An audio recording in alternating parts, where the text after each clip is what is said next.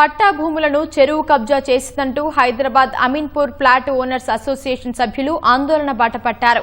తమ భూమిని కబ్జా చేస్తున్న అమీన్పూర్ చెరువు నుంచి న్యాయం చేయాలంటూ ఇందిరా పార్క్ ధర్నా చౌక్ లో ధర్నా నిర్వహించారు. 1985లో తాము కొనుగోలు చేసిన భూమిలో అమీన్పూర్ పెద్ద చెరువు విస్తీర్ణం లేదని తెలిపారు. 93 ఎకరాలలో ఉన్న అమీన్పూర్ చెరువులోకి చుట్టుపక్కల ఉన్న పారిశ్రామిక వ్యర్థాలు కలవడంతో 450 ఎకరాలకు విస్తరించిందన్నారు.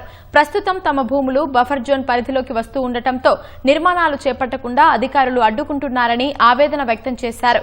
పిల్లల భవిష్యత్ కోసం 1985లో భూములు కొన్న సుమారు 3000 మంది రోడ్డున పడ్డామంటూ రోధించారు.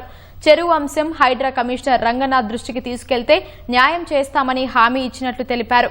రాష్ట్ర ప్రభుత్వం తమ భూములు తమకు వచ్చేలా అధికారులను ఆదేశించాలని బాధితులు వేడుకున్నారు.